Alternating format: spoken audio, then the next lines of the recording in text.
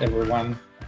Welcome to the first panel of this engineering leadership and specifically the senior IC track. So my name is JB. You might have seen me during the introduction keynote, co-founder at Plato, and I'm super thrilled to be here today and to welcome two amazing panelists, Ian Nolan, SVP Core Engineering at Datadog, and Eddie Kim, co-founder and head of engineering product and design at Gusto. So as part of this senior IC track, we'll tackle performance, impact, and promotion for senior engineers. Great topic, as you can imagine. I hope that you'll learn a lot. I'm looking at some of the titles of people joining and seems super relevant for our audience. So without further ado, I'm going to let Eddie and Ian introduce themselves quickly so we can get rolling, and then we'll start with the conversation. So Eddie. Hi everyone, my name is Eddie Kim, and I lead our EPD teams here at Gusto. EPD stands for Engineering, Product, Design, and Data Science. I'm also one of the co-founders of the company. Gusto, in case you don't know, is helping small businesses build really great places to work. Things like payroll, benefits, the overall people platform. These are all things that my mom actually did for more than 30 years in the small business that my mom and dad had started. And just one fun fact is they actually retired from their small business, after 30 years being in business. Cool, thanks, Eddie. Ian? Yeah, so my name is Ian Nolan. I'm a Senior Vice President of Core Engineering at Datadog, who does developer telemetry, or DevOps telemetry. I run about half of engineering, so we have 800 engineers all up, and so I run about 400 of them. And we have about 300 senior engineers of that 800, and about 30 who are staff engineers. So this is a topic that's very important to them, and so very important to me. Cool, that's good. I'm guessing our audience has a pretty clear idea of what Datadog is, given how technical your product is.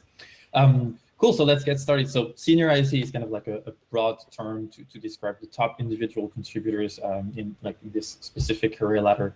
Like the common titles sometimes are like staff, principal, fellow engineers. But beyond title, top level engineers have different facets, like different role, different kinds of impact. So I'd love to hear your thoughts about this, and basically, in other words, like what are the different facets of in engineering impact in your opinion? So Ian, if you want to get started. Yeah, I think definitely when I was a young engineer, like you sort of had this idea that if you weren't going down the manager path, what you're going to go down was this IC path that was all about solving the hardest problems and building the biggest systems, and it was all about your technical skills. But I think right about the time you get to senior engineer, what you see is your technical skills. They're still growing, but are actually, for a lot of problems, aren't the most important thing. And so there are some things, I worked at AWS with some of the best, say, embedded and kernel developers in the world. And that's something where you can sort of build your career as a lead engineer just focusing on one thing. But I actually think most companies, a lot of their problems need technical leaders who have broad skills, who know how to influence people, who know how to mentor younger engineers. And they're still solving technical problems, but it's often, these are the problems where 10 teams have a single problem, and you need someone to bring everyone together so you get one solution rather than 10. And so I think being very open up to what I call a broad engineer is very important, because it's just, in my mind, there's a lot more problems like that in the companies I've been in. Yeah, on the Gusto side, we care very little about the what, and we care a lot about the so what. And that's another way of saying that we don't care about what it is that, as a junior or a senior engineer, what it is that you're building or you're shipping, or features that you're getting out there. What really does matter is the so what, is how is it helping the customer and how is it helping the business. And that's really what impact is all about at Gusto. We care about outcomes and impact. One of the things, I think Ian shared is, as you start to grow the engineering team, you realize that there's a lot more to it than just writing features, hands-on keyboard, and shipping code. You start having your senior IC spend time on things like mentoring or technical program management. You start having to prioritize, or you should prioritize from the very beginning, diversity and belonging initiatives. And all of these things are really, really important. And we quickly learned through a lot of conversations and feedback with some of our senior ICs that we need to get better at accounting for, acknowledging, and giving credit for this type of work, which is not extracurricular, but actually really core to the success of the business and to the success of our customers. And so from there came like this work stream that we actually introduced to Gusto about 9 months ago. And we call this the 4 axes of performance. And essentially, we evaluate impact and performance based on 4 different dimensions. One is project impact, and that is the code that you're writing, the features that you're shipping. The second dimension is what we call better engineering, and these are like very leveraged work that an engineer, a senior engineer, might be doing to improve the overall engineering tool set, the build systems, the local development environment, things that help all engineers, be more effective. The third dimension is what we call people impact, and these are things like mentoring, interviewing, referring, closing candidates, managing interns. It's all about how are you making the people around you better. And then finally, the fourth dimension is org contributions, and these are systemic improvements that you're making to the overall engineering organizations. Some examples here are things like you might take on a project that actually designs the overall intern program, and maybe you're actually running the intern program. Maybe you're making improvements to the overall technical interview process, or improving the signal to noise ratio of some of the technical questions that we have. And those are what we call org contributions. And so those 4 dimensions are the ways that we evaluate impact at Gusto. And so what's interesting we talked about is like how you sum all of this kind of contribution. It's not about just like you're not only performing if you're good in one of them. It's like this is your impact as a senior IC. It's a good transition about like how to measure performance and how to set expectations with senior IC. So we have the 4 axis framework on the Gusto side, and something similar at Datadog, also where you're also measuring various types of impact. Yeah, exactly. I mean, it's very, very similar wording on our side. So we have 4 categories, slightly different. We do talk about technical skill. It actually becomes less important at senior, but it's still, we do talk about getting better and better as an engineering what you do. But then we talk about hands-on impact, leadership impact, and then cultural and organization commitments, and what you've achieved there, both what you've contributed to, but also what you've led. That's one of the things. It's really, really important. Like, so I learned a lot from talking to some principal engineers at AWS when I was there. Is this like lots of times engineers don't love these later things. It feels like a distraction from their core mission. But there's some that one of them used with me once that has always stuck with me. That he talks about social capital, but it's by doing these other things, he sort of builds up the bond and builds up that willingness for people to see he's out for everyone and not just out for himself. That, maybe 6 months later, he needs to ask someone to do a special thing to help his project across the line. And then he had it there. So I do today when I preach it to sort of my stuff, I talk about like the social capital aspect. It is important to also building things. Like it's important in and of itself, but it also helps you build things as well. And so, yeah, that's how we talk about it here. Yeah, super interesting concept. Question to both of you then, because it's really good to set expectations and have a good framework to measure performance and impact, but then it remains a framework, right? Like one difficulty then is like, how do you measure this? And especially, for example, if I'm taking your example, Eddie, when you say you have senior engineers, involved in like, diversity and belonging initiatives, how do you measure this? How does this ends up in this sum of impact? And do you also have a framework to evaluate this impact? Yeah, the 4 axes like really helps us. That actually does serve as our framework. Okay. We have for each of those 4 axes and for each of our levels at Gusto, a short description of what work along those axes at a certain level would typically look like. And so in total, we have about 4 times 24. 4 times 6, 24 like little blurbs, and those are kind of served as guidance or like sniff tests on what someone in that axis, in that level, should look like. And as you said, JB, like we basically do do the sum of impact. So we kind of take the sum of those 4 dimensions, we add it all up, and if it's a large enough amount, then we say, oh, you're operating at this next level. And obviously, there's no number or anything like that. I think that the challenge here is you really need to balance the qualitative with the quantitative, right? There's no one set approach. There's no checklist or scoring mechanism for any one of these axes, but it is really kind of a judgment call, and this framework kind of gives us just enough of concreteness to make, in my opinion, like pretty good judgments on someone's level. Ian, something you want to add about how do you measure the impact?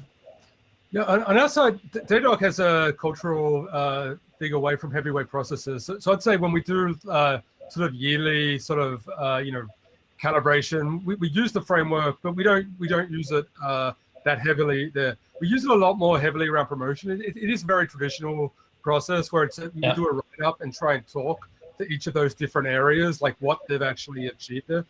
And as Eddie sort of said, there is no set formula. Like we definitely want to live through a diverse range of profiles, but we do try and talk to examples. Especially leadership is the thing that constantly comes up. Where did you just contribute here versus where did you lead? And so we try and do that. The biggest thing with the document approach is always trying to keep it short. Like if you end up having to make it a laundry list, then it's bad for everyone. So we try really hard to keep it at 2 pages. Makes sense. And there's a question on the chat here from Zach that says, I'm just going to ask it because it makes sense. What do you think about using peer opinions in terms of weighing the impact for such contribution? Is this something you do also, like a lot of peer 360-degree review? Okay. Yeah, totally. I think it's actually really important. The way we evaluate someone's impact and promotion to the next level is through a calibration process. So for example, if you're an L3 trying to get promoted to L4 at Gusto, we will first calibrate you with all of your peers with other L3s. And then let's say you're trying to get promoted, you were nominated for promotion to L4, we'll actually recalibrate you, we'll calibrate you a second time with those L4s. And if we find that you kind of run in the middle of the pack of that L4, then you're promoted to that next level. I think this way of evaluating impact and promotions has been like really, really effective for us because it does allow you to get that 360-degree view. One of the things that we kind of saw in like the promotion packet is that the promotions tended to be promotional. In other words, they kind of outlined a lot of the good things about the candidate, but didn't necessarily give a 360-degree view on what can we do to help them be set up for further success at the company. And so it really does help to kind of get the viewpoints and calibration with peers. Similar things also happening at Datadog around peer review. Yes, so definitely. I mean, we do seek out. Basically, the traditional thing here is you look for people at the next level to sort of say, well, I see them acting like me, and that it does tell you a lot when people are going to vouch on that level, especially because managers are always, your heart is with your person, so you understand they are going to be somewhat promotional in anything they do with it. The downside of the peer one, which I definitely saw at Amazon, is where you start getting gamesmanship, like almost like little cliques of people looking out for each other. Yeah. So it's something you have to be careful overpowering, but it is still the signal that I always look for. When I don't see anyone at all at the next level vouching for them, it does sort of say, well, maybe if they aren't even being exposed to people, and how are you as a manager so confident that they are at that level? Yeah. So that's an interesting condition, and we already kind of touched upon it around promotions. And so just to kind of get back to it in at Datadog today, you do what we call write-ups. So basically people kind of candidate to be at the next level. Exactly. We do the manager submitted, trying to keep it at 2 pages, right up against the next levels, where they are, where they not are yet. And of course, people don't need to be great at everything, but you need to see some aspect of the next level. We also have a very different process sort of at different levels for how we do it. At many levels, it's more or less, if your manager does the write-up and there's no questions, your VP approves it. Then we also, for the more senior roles, go to very small panels because we want people in the role actually evaluating as it purely being a management call. Sounds good. And so Eddie, different strategy, but it's interesting because you were doing write-ups and now we kind of transitioned away from it. Yeah, I think there's definitely merits to both, and there's plenty of examples of companies doing it both ways: the write-up way versus the N+1 calibration way. I think you know, we actually did the write-ups just like Ian for a very long time, and I have a kind of an interesting story to share. One was that we actually had this one write-up that was for a L1 to L2 promotion.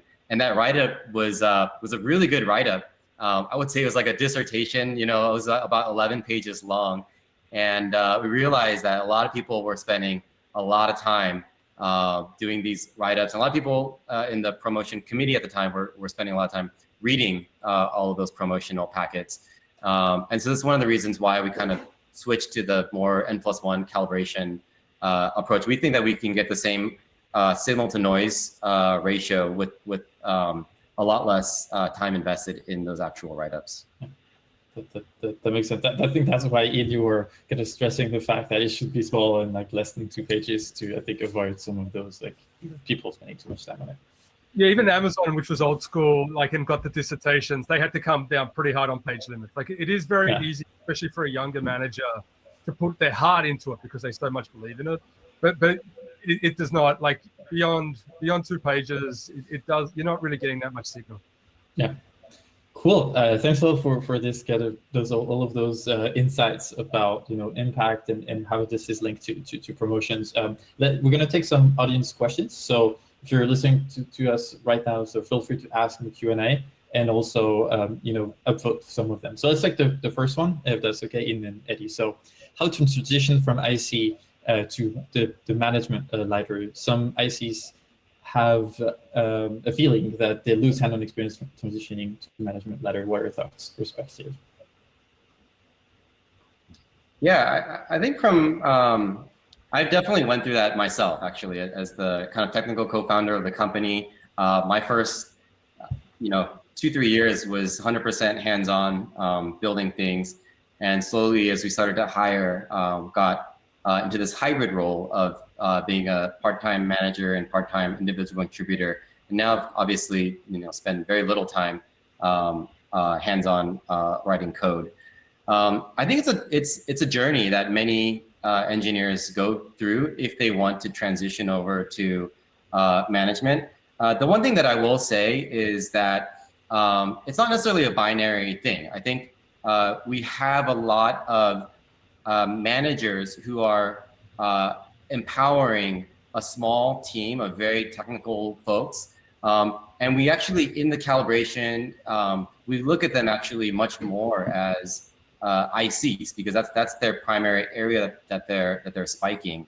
And then there are other managers that are leading teams where we look at them much more on the people and organizational impact. And yes, they have like some individual IC contributions, but their spike is more on those other axes. And this is where those axes have become really helpful for us, because the truth is there are many different flavors of leadership at Gusto.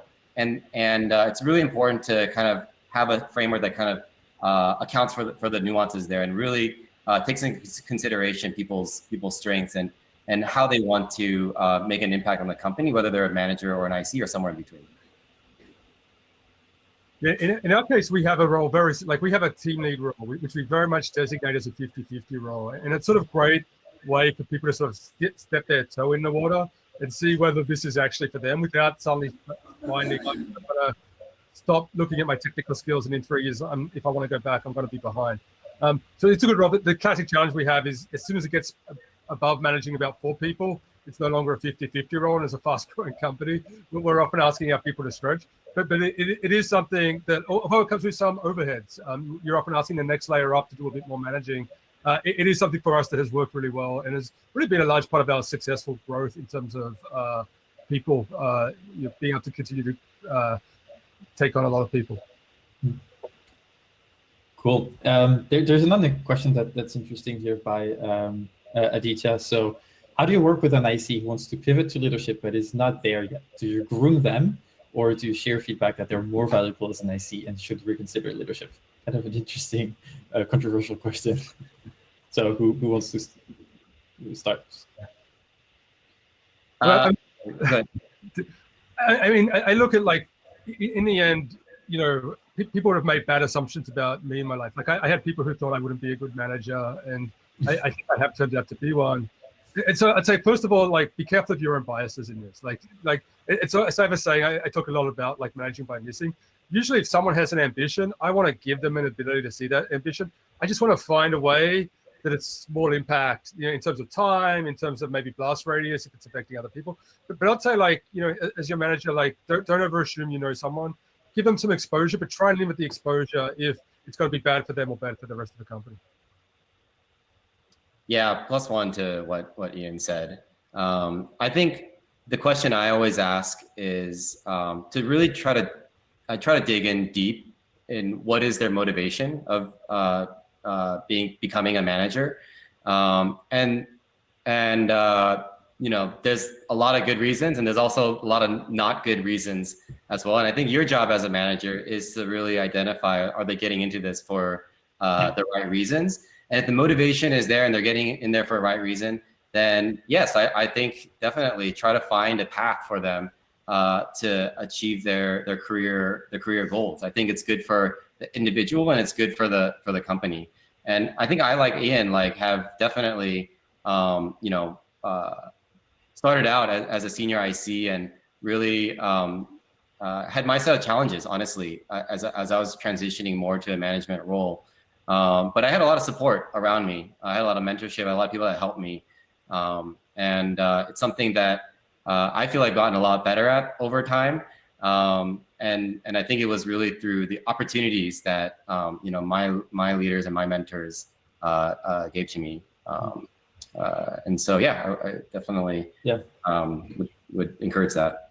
So the first thing is really to look at, like, what are the motivation? What's the core reason why you want to go to whatever path, and making sure people are there for the right reason. And then if you still have like some not doubts, but like if this is something that, you know, you think they would be more valuable in another track, just finding a path that is safe for them, and also I'm guessing also having a proper kind of like support system around it, mentorship and good management and all those things. And I'm guessing very also strong expectations about what should be achieved.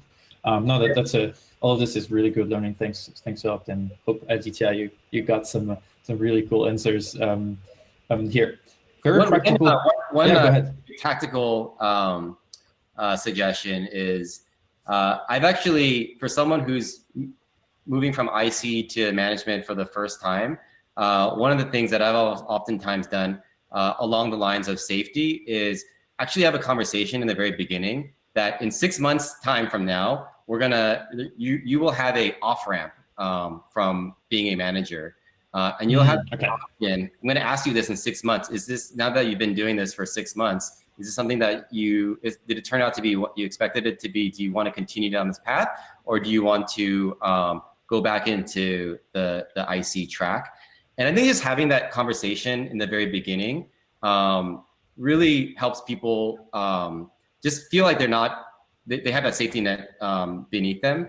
And that it's not a failure to go back from management to an individual contributor role. That's a really good point, and making sure that this is not seen as a failure also from the rest of the company. Right. I'm guessing like, oh no, that was a path, that was a tryout, and there was a way out. I took it the way up, and now I'm still here in this company. And so that, like, having the people leaving is not the only way out if they fail. And I think it's a really good point to add here.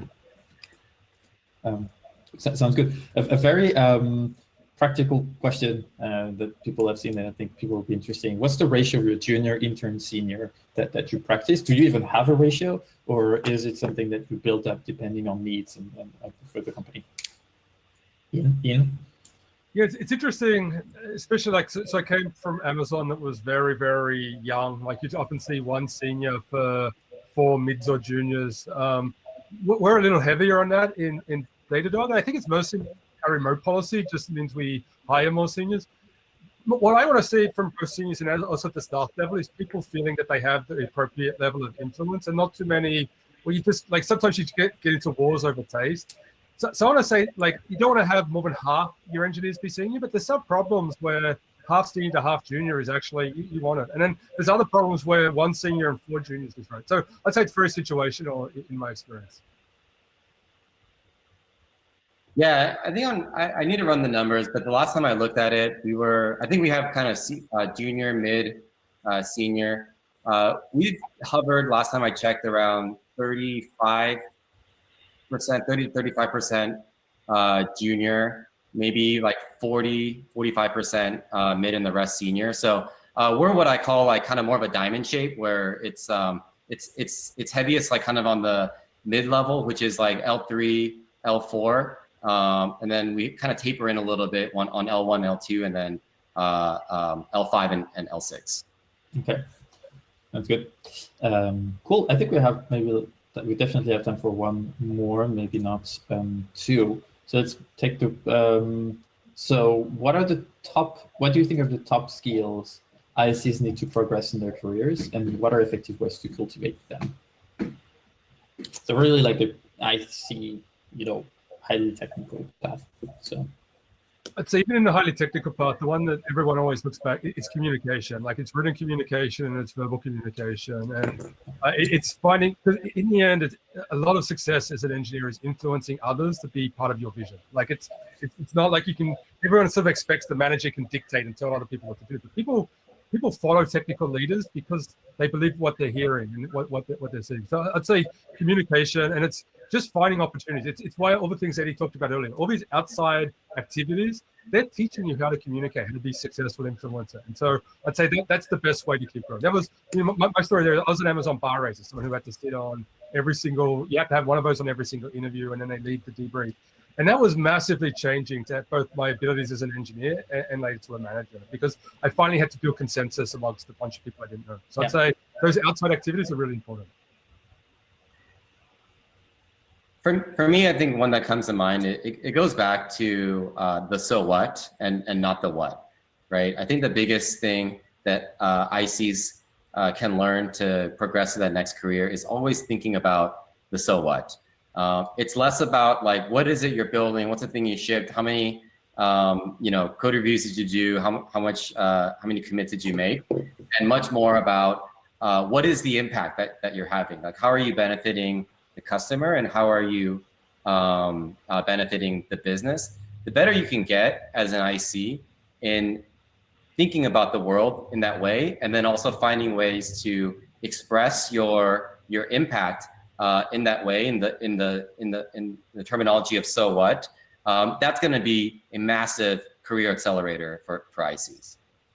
Looking it through like the lens of those 4 axes, and then also the Datadog framework with like the core versus more leadership activities, and then figuring out, picking among those, what are the ones that you feel the most comfortable or you can bring the most to the business. So there's no real big answers to that. Thanks out for sharing. I think we have time for like one quick more question.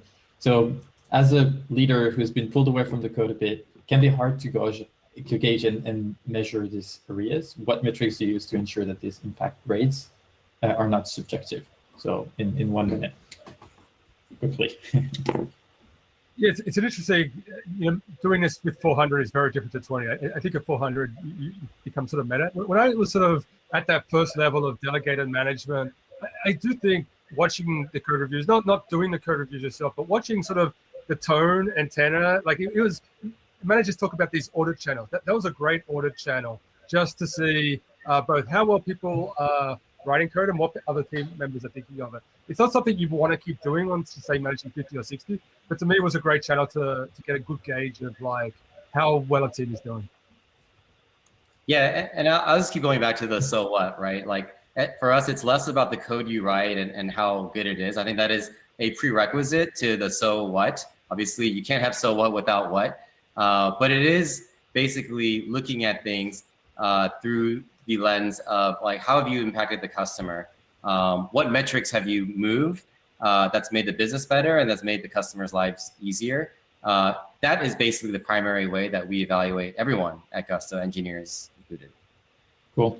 So we're right on time. I want to thank you very much, Ian and Eddie, for sharing all of your thoughts around this. So now there's some people who can go into breakout sessions. We have like more close conversation with Ian and Eddie. Thank you very much. Thank you very much. Thank you everyone for your questions. And yeah, we're going to move forward with the next panel. Have a great day, everyone.